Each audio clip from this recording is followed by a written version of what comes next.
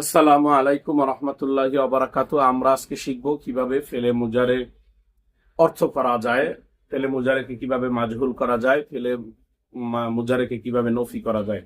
আমরা আগে অর্থ শিখি। ফেলে মুজারে যেহেতু দুইটা কাল, অর্থাৎ একটা হলো বর্তমান এবং আরেকটি হচ্ছে ভবিষ্যৎ, দুইটা কালের অর্থ প্রদান করে।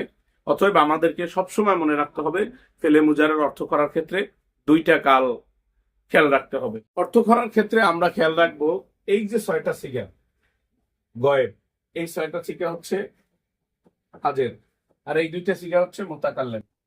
তো আমরা সব সময় খেয়াল রাখবো গয়েবের অর্থ করার ক্ষেত্রে আমরা শুরুতে লিখবো, মানে শুরুতে বলবো সে তারা, সে তারা। আর হাজেরের ক্ষেত্রে আমরা বলবো তুমি তোমরা, তুমি তোমরা। আর মুতাকাল্লিমের ক্ষেত্রে বলবো আমি আমরা। তাইলে গায়েবের ক্ষেত্রে সে তারা, হাজেরের ক্ষেত্রে তুমি তোমরা, মুতাকাল্লিমের ক্ষেত্রে আমি আমরা। তাইলে ইয়াফআলু অর্থ কি? ইয়াফআলু অর্থ হচ্ছে সে করতেছে বা করবে, সে করতেছে বা করবে, বর্তমান এবং ভবিষ্যৎ দুই কালের। তাইলে অহেদের ক্ষেত্রে সে করতেছে বা করবে, জমার ক্ষেত্রে তারা করতেছে বা করবে, আর হাজারের ক্ষেত্রে সে তুমি করতেছো বা করবে, তোমরা করতেছো বা করবে, আর মুতাকাল্লিমের ক্ষেত্রে আমি করতেছি বা করব, আমরা করতেছি বা করব। আশা করি বুঝতে পারছেন। এখন আমরা মুজারে মাজহুল শিখব। ফেলে মুজারে কে মাজহুল করার ক্ষেত্রে মনে রাখতে হবে শেষ অক্ষরের আগের অক্ষরের জবর মুজারের আলামতে পেশ। যেমন আমি লিখলাম ইয়াফআলু, অর্থ কি? সে করতেছে বা করবে। এখন এইটাকে যদি আমরা মাজহুল বানাই, শুধুমাত্র শেষ অক্ষরে আগের অক্ষরে জবর দিব, যেহেতু জবর আছে অতএব মুজার আলামতে আমাদের পেশ দিলেই হইবে। ইউফআলু, ইউফআলু।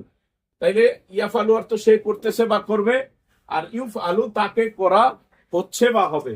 ইয়ানসুরু, ইয়ানসুরু সে সাহায্য করতেছে বা করবে। আমরা সূত্র অনুযায়ী মুজারের আলামতে পেশ, শেষ অক্ষরের আগের অক্ষরে জবর, শেষ অক্ষরে পেশ। শেষ অক্ষরে পেশ তো আগেই আছে, তাইলে ইয়ান শুরু থেকে ইউন সরু। তারপরে আমরা দেখি আক্রমা, আক্রমা থেকে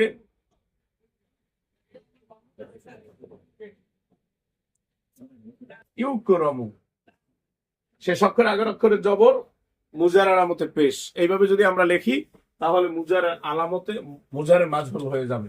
এখন ফেলে মুজারেকে নফি করার নিয়ম কি? মনে রাখতে হবে নফি আর নাহি এক না। একটা হচ্ছে না বোধক, নফি মানে হচ্ছে না বোধক, আর নাহি মানে হচ্ছে নিষেধ। নফি এর শুরুতেও লা থাকে, নাহি এর শুরুতেও লা থাকে। পার্থক্য কি? নাহি এর লা আইসা মুজারের সিগার শেষে যজম দিবে, কিন্তু নফি এর লা মুজারের সিগায় কোন রকম পরিবর্তন করবে না। মুজারের সিগায় নাফিয়ের লা কোন রকম পরিবর্তন করবে না।